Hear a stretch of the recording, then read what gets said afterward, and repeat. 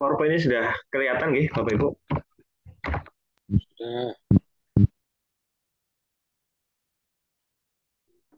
sudah Pak, sudah jelas ini. Baik, Bapak Ibu semuanya. Di pertemuan kita pada pertemuan sinkronus terakhir, gitu ya, saya pengen bisa sharing dengan Bapak Ibu semuanya. Saya hanya memberikan pengantar, nanti Bapak Ibu bisa bisa saling bertukar informasi. Karena Bapak Ibu semuanya di sini adalah para pendidik di sekolah-sekolah, baik yang sekolah formal maupun di sekolah-sekolah yang non formal. Jadi nanti Bapak Ibu bisa saling berbagi pengalaman, berbagi pengetahuan terkait dengan digitalisasi sekolah ini, Bapak Ibu. Karena saya rasa dengan adanya sharing pengetahuan antara Bapak Ibu semuanya, ini bisa sangat membantu sekali terkait untuk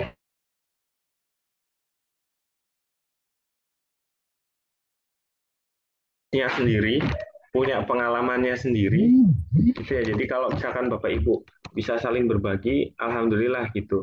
Termasuk nanti di bagian proses pengadaan dan pendanaan. Nah, ini kan menjadi salah satu hal yang krusial. Bagaimana cara apa, mengadakan ya. Biasanya kan kalau terkait dengan eh, apa terkait dengan pengadaan barang, khususnya teknologi digital di sekolah-sekolah masing-masing itu kan bisa eh, apa berbagi gitu. Bagaimana cara mengajukan barangkali ada hibah dan lain sebagainya itu kan pasti punya pengalamannya masing-masing.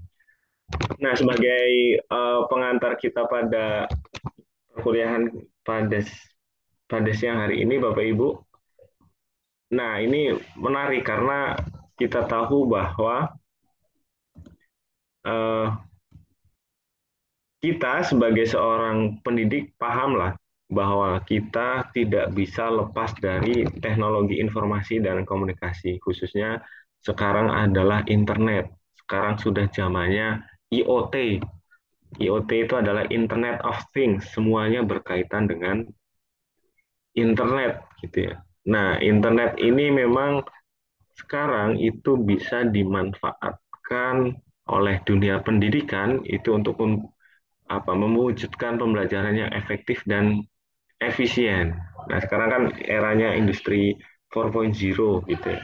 Jadi semuanya terintegrasi, terkait, dan terkoneksi dengan internet, mau tidak mau. Kita yang ada di kelas ini nggak akan bisa terhubung begitu ya kalau nggak ada internet. Adanya inisiatif kelas PJJ juga karena kebutuhan revolusi industri 4.0. Nah, secara jujur-jujuran ini Bapak Ibu, bahwa adanya PJJ PAI ini juga masuk ke dalam agenda revolusi industri 4.0. Nah, kalau kita ngomongin industri, otomatis ngomongin kapitalisme. Nah, ngomongin industri pasti ngomongin ekonomi gitu.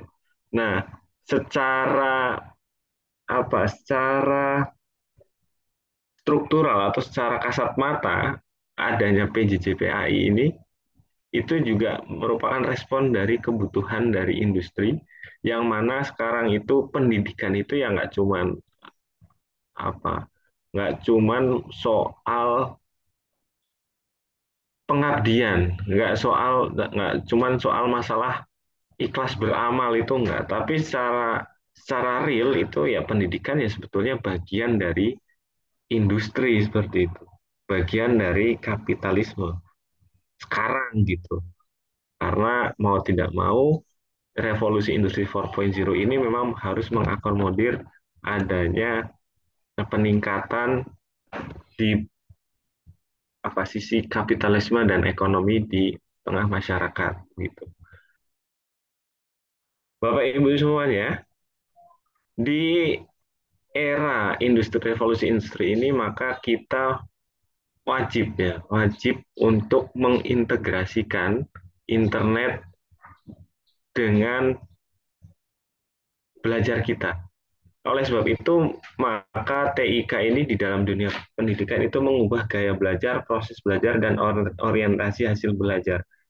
Sebelum COVID, saya rasa nggak familiar pembelajaran online, ribet, susah sinyal, banyak alasan lah ibaratnya. Lebih enakan yang konvensional dan lain sebagainya. Banyak sekali alasan-alasan untuk bisa menghindar dari pembelajaran online. Tapi setelah pasca COVID, gitu ya, banyak yang enakan online gitu, bisa belajar sambil rebahan, bisa sambil santai, bekerja apa sambil kuliah sambil bekerja dan lain sebagainya. Itu memang lebih efektif dan efisien, walaupun memang ada sisi negatifnya juga, dalam artian bahwa kemunculan TIK ini untuk mengakomodir pendidikan ini punya sisi positif dan negatifnya. Tapi yang jelas gaya belajar kita sudah tidak lagi cuman bisa hadir di kelas seperti itu. Kita jarak jauh pun sudah bisa bisa belajar. Nah, kalau terkait dengan gaya belajar ini kan kita bisa melihat bahwa pembelajaran online seperti sekarang ini kan bisa sebagai sebuah tambahan, sebagai sebuah hybrid gitu ya, blended gitu ya, ataupun sebagai full online seperti itu. Ini sudah jelas bahwa gaya belajar kita sudah berubah. Lantas proses belajarnya juga sama. Proses belajarnya juga di dalam kelas itu nggak cuman hanya mengandalkan ingatan saja seperti itu, atau mengandalkan diktat atau buku-buku yang physically saja, tapi juga kita bisa memanfaatkan sumber belajar yang berasal dari internet. Orientasi hasil belajar juga sama. Orientasi hasil belajar ini bisa kita katakan bahwa antar satu sekolah dengan sekolah yang lain itu juga bisa saling bertukar sistem penilaian. Bahkan sekarang pemerintah itu kan sudah merancang satu sistem penilaian terpadu yang bisa diintegrasikan dan bisa diterapkan oleh seluruh pendidik di Indonesia. Jadi satu Indonesia itu bisa sama nilai penilaiannya seperti itu. Nah, terkait dengan digitalisasi sekolah ini, Bapak Ibu sebagai seorang pendidik, lantas anak-anak didik kita sebagai peserta didik itu dituntut untuk menguasai penggunaan TIK dan memanfaatkannya dalam pembelajaran. Jadi kita dipaksa berapapun umur kita, seterbatas apapun device atau perangkat atau alat yang kita miliki, itu harus bisa mengintegrasikannya ke dalam sistem pembelajaran kita. Yang menjadi kendala adalah ketika infrastruktur digital kita di sekolah-sekolah itu masih minim. Nah, itu menjadi satu kendala. Contohnya, misalkan satu sekolahan cuma ada komputer satu, misalkan. Ada saja sekolah-sekolah yang khususnya yang di 3T ya, terdepan, terluar, dan terpinggirkan tak apa. Nah ini masih ada saja, artinya infrastruktur digital ini masih belum merata seperti itu. Tapi kita sebagai seorang pendidik itu harus wajib gitu, harus bisa menguasai penggunaan TIK di dalam proses pembelajaran. Nah, artinya kan ini harus ada akselerasi bagi kita untuk bisa menguasai TIK. Nah, bagaimana cara kita bisa memahami dan menguasai? Nah, ini caranya adalah dengan cara memberikan pelatihan-pelatihan bagaimana membuat PowerPoint, bagaimana membuat video, bagaimana membuat voice recorder gitu ya, menyajikan foto dan lain sebagainya. Nah, ini bisa dimanfaatkan oleh kita sebagai seorang pendidik untuk melakukan pendidikan. Jadi mau tidak mau, berapapun usia kita, memang ya tidak boleh dijadikan sebagai penghalang. Memang kendalanya adalah pada tahap internalisasi, peresapan atau pembudayaan di dalam penggunaan teknologi informasi dan komunikasi. Contohnya adalah ketika kita pertama menggunakan smartphone. Nah, smartphone ini kan muncul sekitar tahun 2000 berapa? 11 2012-an. Sebelumnya itu kan masih PDA, masih HP yang BlackBerry mungkin ya, atau bahkan masih ada yang pakai yang poliponik gitu atau monoponik. Nokia itu 3310 itu kan masih banyak yang pakai itu. Tapi setelah tahun 2010 ke atas itu smartphone sudah mulai merebak, bahkan salah satu di antara kita bahkan takut untuk bisa menggunakan smartphone ya. Takut salah pencet, takut meledak, takut ngehang dan lain sebagainya, takut rusak, mahal harganya dan lain sebagainya. Tapi sekarang saya rasa Bapak Ibu semuanya sudah tidak lagi takut HP-nya rusak, nggak perlu lagi takut HP-nya meledak, HP-nya ini itu dan lain sebagainya. Semua kita yang ada di kelas ini sudah punya smartphone masing-masing. Bahkan kalau nggak pegang smartphone sehari itu malahan takut tuh. Kita nggak pegang istri seharian nggak masalah, tapi nggak pegang smartphone seharian itu panik seperti itu. Ini fenomena yang menarik di dunia apa digital sekarang ini. Bapak Ibu semuanya. Nah ini makanya sebab itu bisa misalkan kita punya keterbatasan ya bagaimana caranya kita bisa memanfaatkan apapun device yang kita miliki, bahkan smartphone pun kalau nggak ada laptop, nggak ada komputer, ataupun nggak ada tablet begitu ya, itu bisa kita gunakan smartphone di dalam uh, pembelajaran gitu. Nah, internet itu juga bisa digunakan oleh kita itu untuk melaksanakan tugas profesional. Nah, ini Bapak Ibu semuanya, tugas profesional di sini adalah maksudnya adalah membantu kita sebagai pendidik untuk membantu proses pembelajaran kita.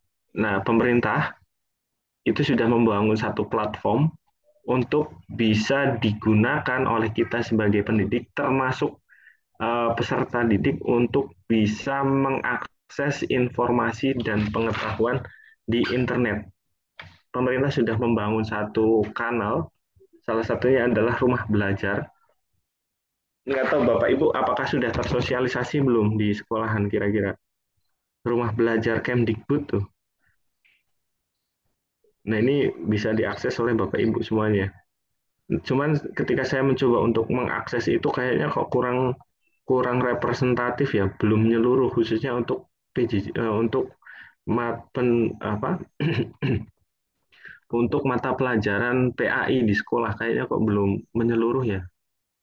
Nah, ini menjadi PR kita bersama ketika kita dituntut untuk digital tapi ternyata pemerintah belum mengakomodir mengakomodir sistem pembelajarannya. Sudah ada tapi kayaknya belum holistik, belum menyeluruh begitu. Nah, terlebih Bapak Ibu terkait dengan apa namanya pembelajaran atau mendigitalisasi sekolah ini salah satu keuntungannya adalah peserta didik kita itu sangat adaptif terhadap penggunaan TIK terkini, komputer, tablet, smartphone itu sangat nggak perlu disekolahin, nggak perlu diajarin, itu sudah kayak otomatis anak-anak ini tuh paham.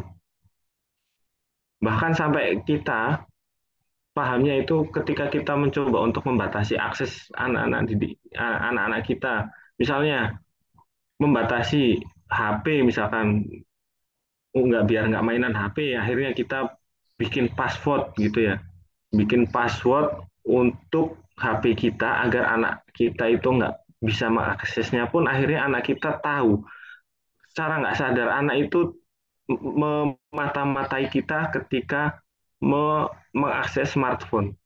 Nah, tahu-tahu anak kita itu paham password yang kita setel itu berapa, bagaimana, apa polanya, berapa angkanya, apa bentuknya password kita itu tahu, nggak perlu anak-anak kita dikasih tahu ini loh passwordnya itu.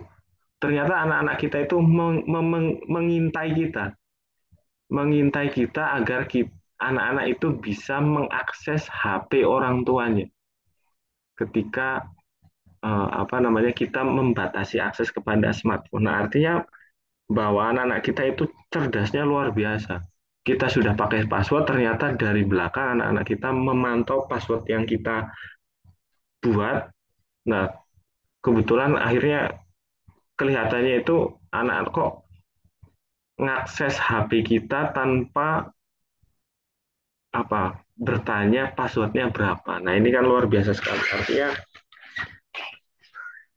internalisasi anak-anak ini untuk bisa menggunakan TIK itu sangat luar biasa. Mereka sangat ada. Lantas, informasi dan ilmu pengetahuan di era digital tidak hanya diperoleh dari seorang guru. Ilmu digital bukan hanya satu-satunya sumber ilmu pengetahuan. Nah, ini Bapak Ibu, kita sebagai seorang pendidik di dunia pendidikan itu bukan satu-satunya sumber ilmu pengetahuan. Bahkan kalau bisa saya bilang, kita ataupun saya itu bisa dikatakan sudah kalah pengetahuannya dengan Google. Google lebih pintar, lebih banyak pengetahuannya daripada saya gitu. Saya cuma tahu 1%, Google sudah tahu 99%. Anak-anak didik kita sudah gampang nih, kalau kita lagi ngomong apa gitu ya, di kelas, kita sudah, anak-anak didik kita itu sudah bisa langsung ngecek di internet, bener nggak sih yang diomongin oleh Pak Alfian misalkan. Oh ternyata, wah nggak sesuai nih dengan yang diomongkan di Google, seperti itu. Yang diomongkan saya A, di Google bilangnya B. Nah, ini kan ada apa kontradiksi ya, kontradiksi antara yang kita omongkan dengan yang di tersedia, informasi yang tersedia di internet seperti itu. Nah, dari sinilah peserta didik itu akhirnya mengkomparasikan yang kita omongkan dengan yang informasi yang ditemukan di Google. Nah, dari sinilah kemudian muncul daya kritis peserta didik untuk bisa mengkompilasikan atau mengkonfirmasi juga apa yang informasi yang anak-anak ini peroleh. Nah, oleh sebab itu, Bapak, Ibu, di era digital ini kita sebagai seorang guru masih tetap menjadi seorang tutor, tapi bukan satu-satunya sumber ilmu pengetahuan. Nah, ini kita sebagai seorang peserta pendidik, maka kita harus selalu update ilmunya. Kita nggak boleh merasa puas diri bahwa ilmu saya sudah cukup. Nah, kalau di era digital kayak gini nggak akan bisa kayak gitu lagi. Karena ilmu itu diupdate cepat sekali, maka kita juga harus mau tidak mau juga update terus ilmu yang kita peroleh.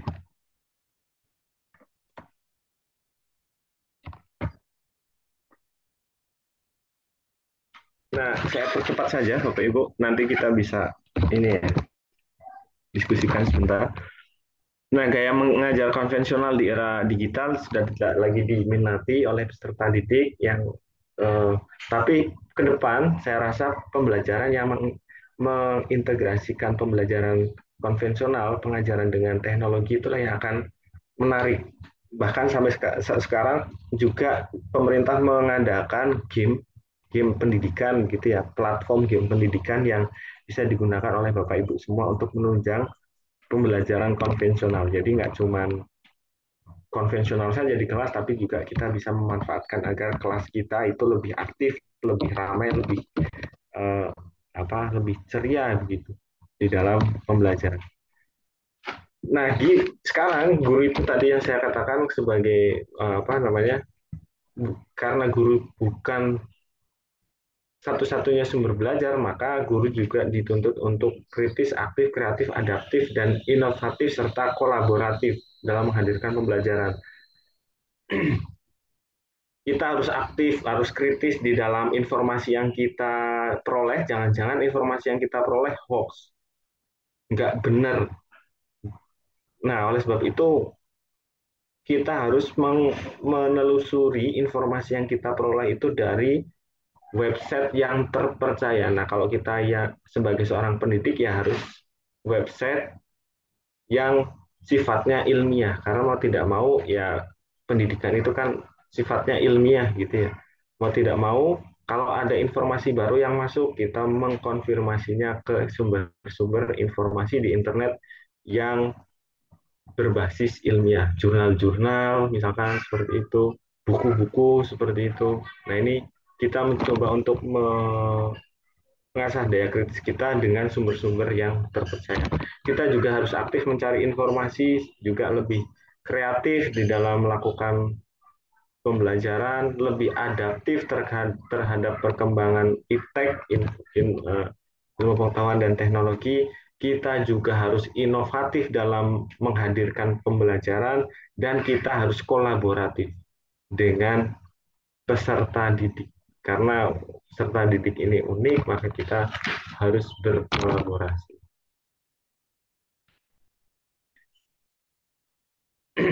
Nah, di dalam pembelajaran yang kritis, aktif, kreatif, adaptif, dan inovatif, serta kolaboratif ini, ke depan akan dihadirkan dengan prinsip kecanggihan teknologi. Nah, ini Bapak Ibu. Nah, kalau kecanggihan teknologi itu kan kebetulan memang selalu ada teknologi baru yang diciptakan. Nah, yang paling penting adalah bagaimana kita bisa adaptif, kita bisa beradaptasi dengan teknologi yang baru. Lantas kita secara berkala mengupdate pengetahuan kita untuk bisa mengadaptasi teknologi baru tersebut. Barangkali akan banyak nanti pelatihan-pelatihan untuk teknik-teknik digitalisasi sekolah. Ke depan saya rasa akan banyak sekali pelatihan-pelatihan yang diberikan ke guru, termasuk misalkan pelatihan manajemen kelas daring, kelas online di sekolah-sekolah. Saya rasa itu penting ya dan wajib ada. Lantas literasi digital untuk kita sebagai seorang pendidik sebelum kita mengarahkan peserta didik kita untuk mengolaborasikan pendidikan berbasis teknologi. Kita harus bisa dulu sebelum muridnya. Tapi biasanya ya kita yang kalah start dari peserta didik kita. Dalam penguasaannya kita yang kalah. Tapi dalam mengawali kita jangan sampai kalah. Gitu. Nah, yang paling jelas adalah di era pendidikan digital ini, 4.0 ini, kita ya mau tidak mau kita nggak boleh konvensional lagi, kita juga harus mengintegrasikan antara manusia dengan mesin untuk mendapatkan solusi, mencari masalah, dan menemukan inovasi baru. Nah, ini menjelaskan manusia dengan mesin, mau tidak mau, Bapak Ibu, kita harus bisa mengkompromikan ya, mengkompromikan bahwa teknologi itu harus kita yang menguasai, bukan kita yang dikuasai oleh teknologi. Nah, oleh sebab itu mesin dan manusia ini harus bisa selaras.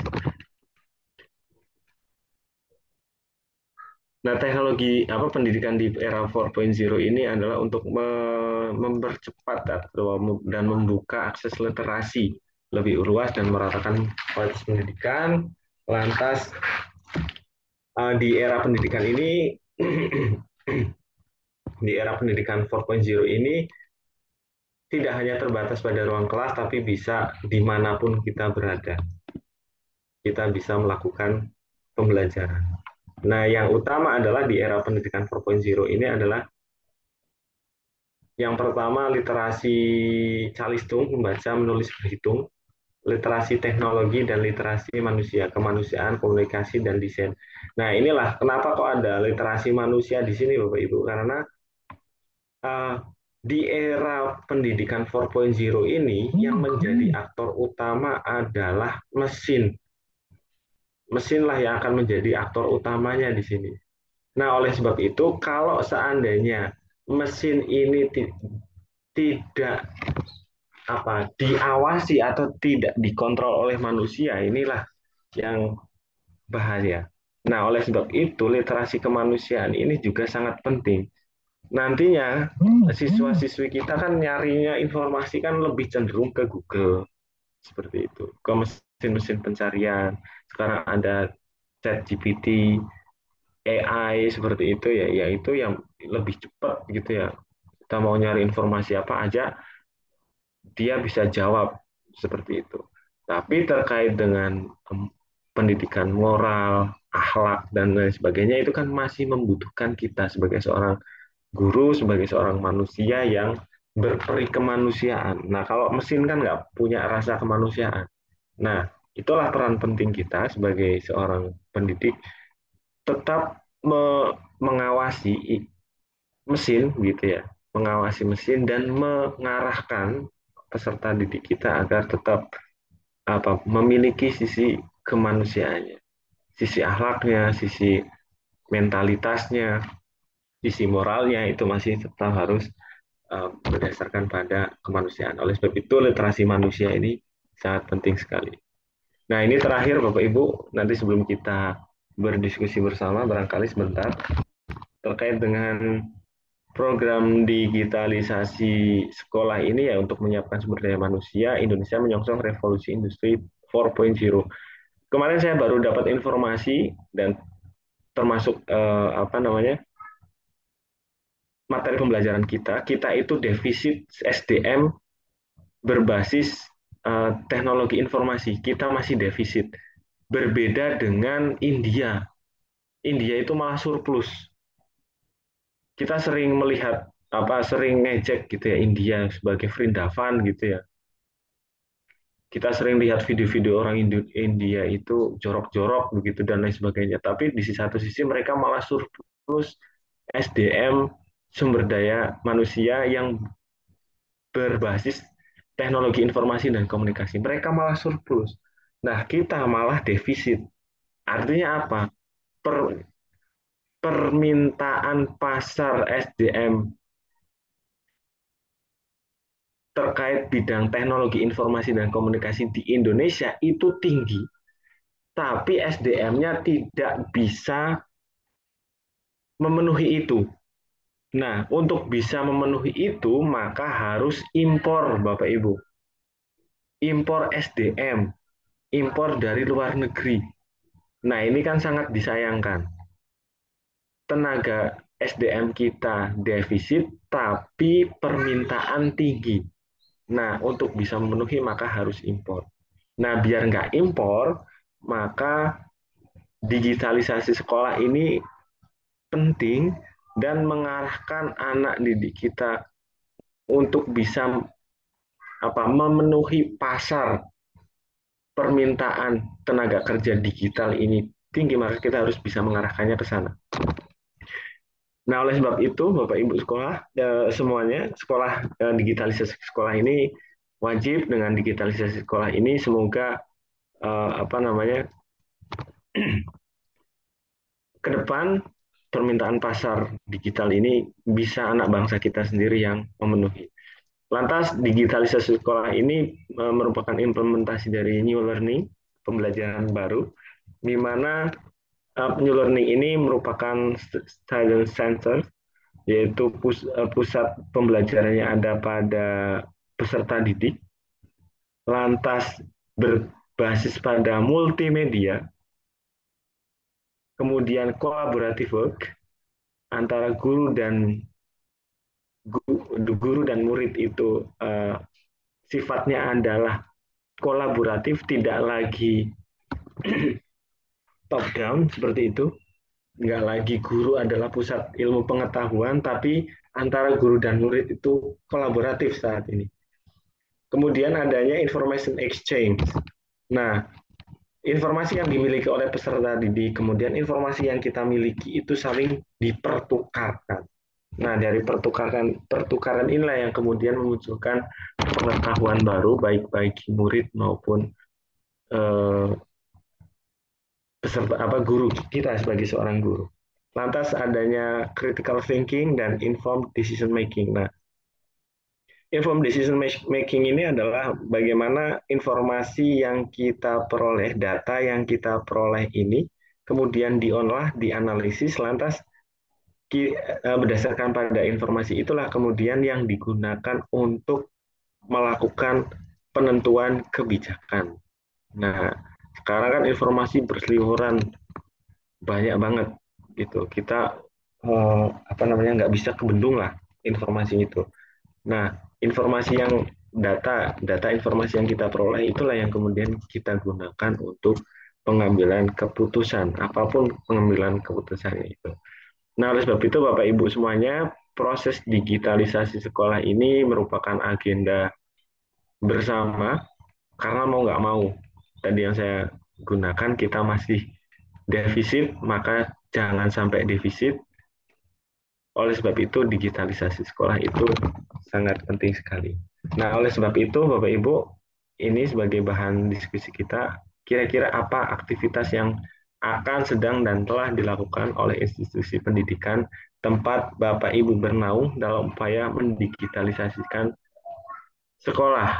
Nah, ini apa yang akan, berarti masih dalam perencanaan, sedang berarti sedang dilakukan, dan telah berarti pernah dilakukan oleh institusi pendidikan, baik yang formal maupun yang informal, Bapak Ibu semuanya. Nah ini, monggo silahkan, nanti bisa didiskusikan bersama di dalam perkuliahan kita pada pagi hari ini.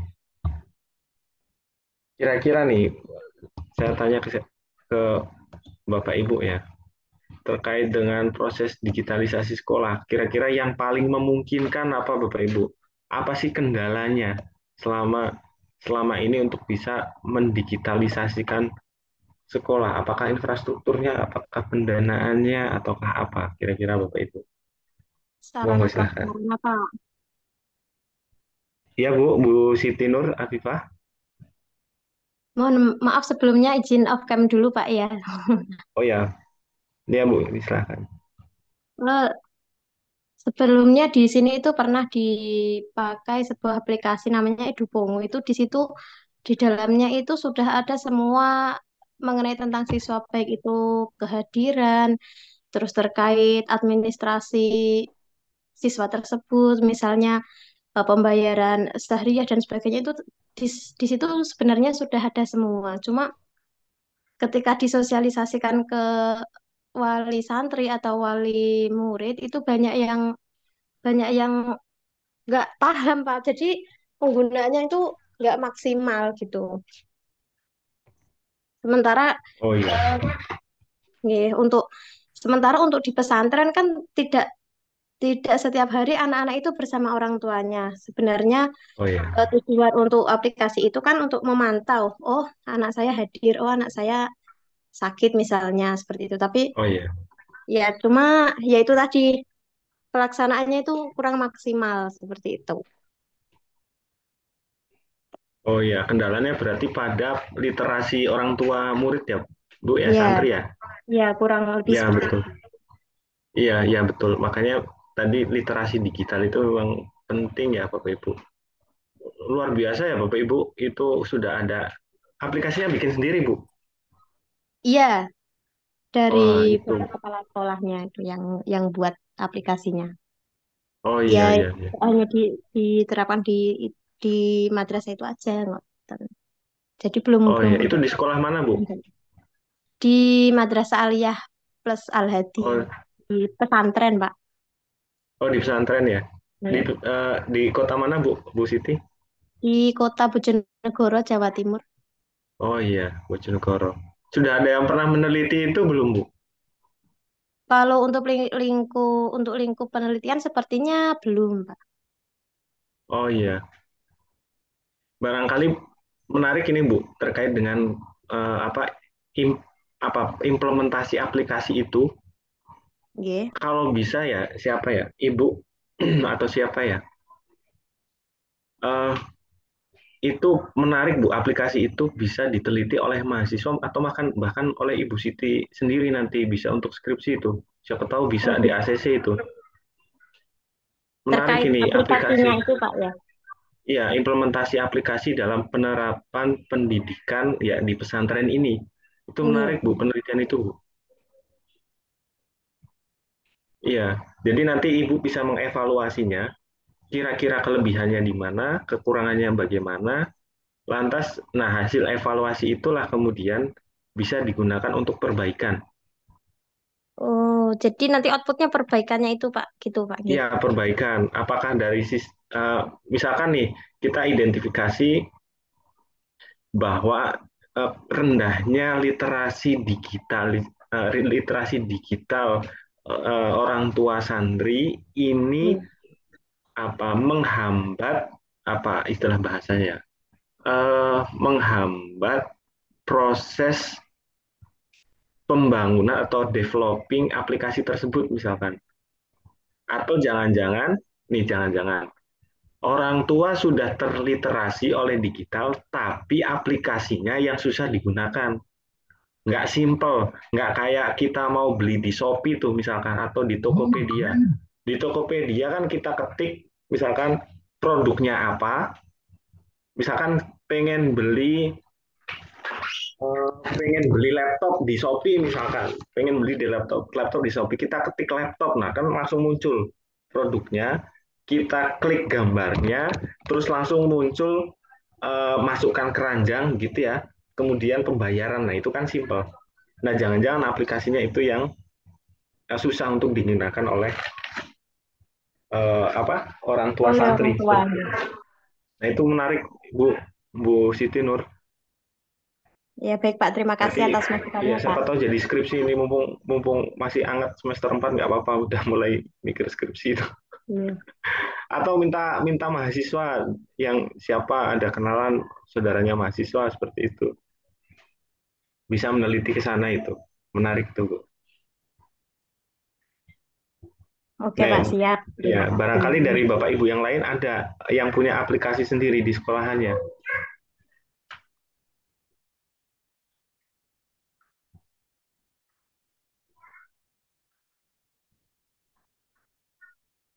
Terkait absensi siswa di sekolah bagaimana Bapak Ibu? Apakah masih manual atau sudah pinjer atau sudah pakai aplikasi di sekolahan?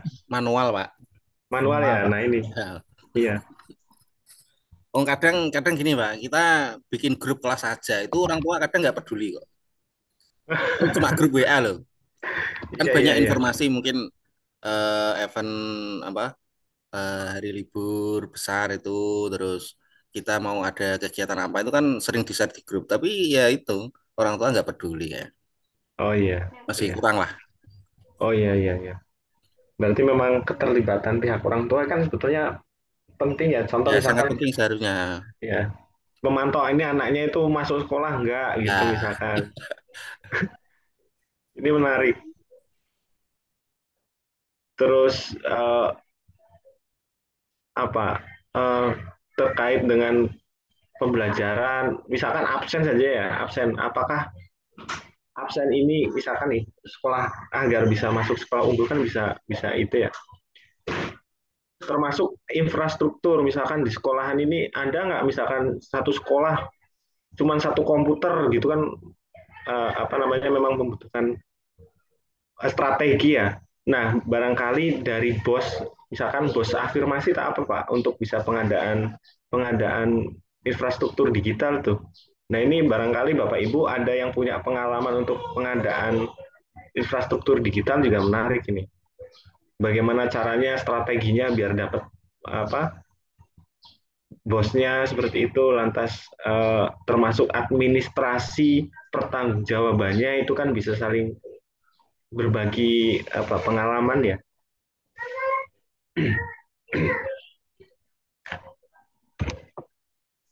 Baik Pak, izin memberi masukan Pak. Oh ya Pak Yasin. Terkait di lembaga saya mengenai IT itu masih terbelakang ya Pak. Nah, dalam Iya, artian iya Pak. bukan di bidang guru-gurunya atau bukan keahlian dari guru-gurunya, melainkan dari peserta didiknya. Lembaga kami kan berada di bawah naungan pondok pesantren. Karena hal tersebut diberi sebuah kebijakan, maka santri dilarang memegang handphone.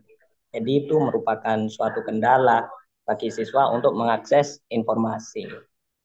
Nah, mengenai perangkat atau unit komputer yang ada di sekolahan saya itu masih minim sekali.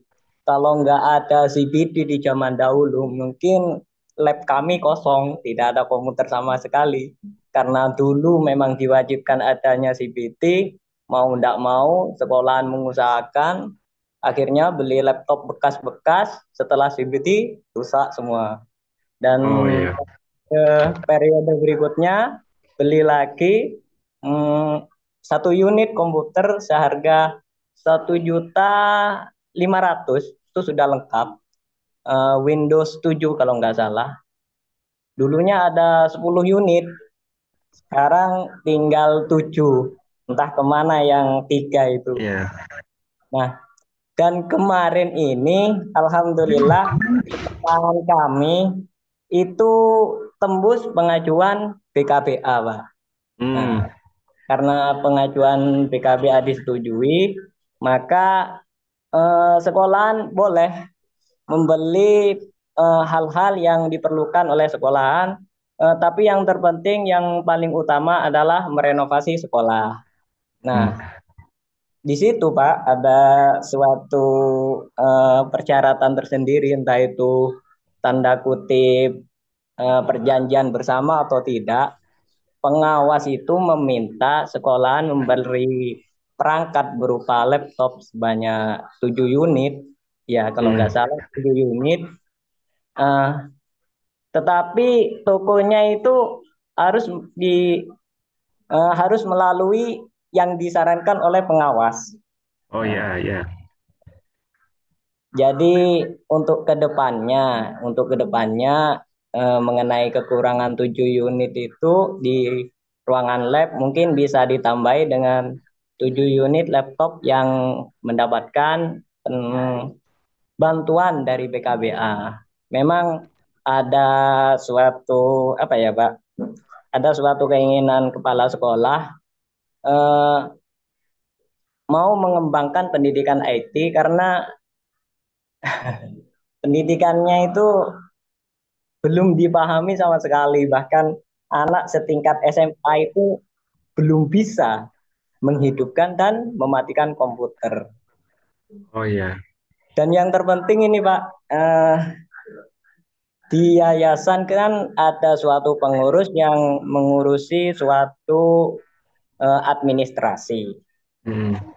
Dan di situ juga belum terampil. Akhirnya pengurusnya pun belum bisa mengoperasikan komputer. Nah, jadi itulah cerita dari yayasan kami.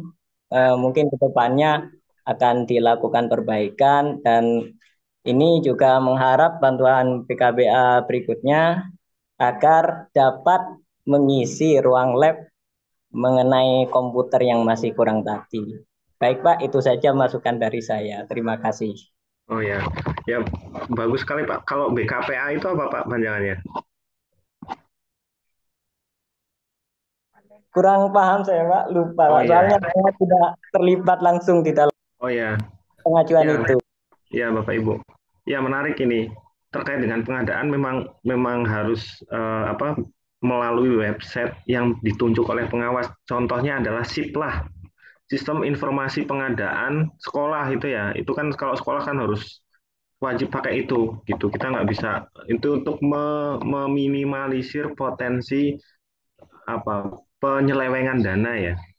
Itu memang harus melalui website yang ditunjuk untuk pengadaan dari pemerintah seperti itu. Nah ini juga menarik Bapak Ibu terkait dengan, nah ini yang saya tadi katakan, kita itu masih defisit tenaga di bidang digital, defisit. Kita punya 100 komputer pun di sekolah, kalau nggak ada tenaga yang bisa memperbaiki itu, ya akhirnya mangkrak. Nah ini makanya kan tenaga di bidang digital ini, di bidang komputer ini harus terpenuhi Bapak Ibu. Di satu sekolah biasanya harusnya ada yang ahli komputer minimal 1. Ahli komputer minimal 1 bisa untuk pengajaran, bisa untuk eh, perbaikan. Nah, kalau misalkan sistemnya di kita itu kan rusak ganti, bukan rusak perbaiki. Sistemnya kan begitu, tidak ada dana khusus untuk perbaikan komputer. Nah, ini yang agak susah memang. Untuk pengadaan lama, untuk perbaikan nggak ada anggarannya. Ini kan juga apa? eh, Kendala untuk kita semuanya ya. Perbaikan nggak ada anggarannya, pengadaan lama cairnya. Syukur kalau ada dananya, kalau nggak ada dananya ini yang susah. Nah, oleh sebab itu Bapak Ibu melalui mata kuliah ini bisa bisa saling berbagi informasi seperti itu. Syukur-syukur dari 48 eh, mahasiswa yang ada di sini bisa saling berbagi informasi seperti ini. Bagaimana cara dapat dana BKPM tadi? Kok Bapak bisa dapat? Bagaimana pertanggungjawabannya? Bagaimana apa cara bisa dapat misalkan di website yang sudah ditunjuk pemerintah, tapi masih ada lebihannya dan lain sebagainya. Itu kan caranya ada secara tidak langsung seperti itu. Nah, khususnya untuk yayasan atau sekolah-sekolah yang memang minim informasi dengan adanya saling bertukar pikiran, bertukar informasi, seperti itu, insya Allah digitalisasi sekolah di Bapak Ibu semuanya, yang Bapak Ibu ampu ini insya Allah lebih maju. Siapa tahu tahun depan dapat dana sana, dapat dana sini, bos ini, bos itu, dan lain sebagainya, itu bisa mengakomodir itu. Ada lagi Bapak Ibu?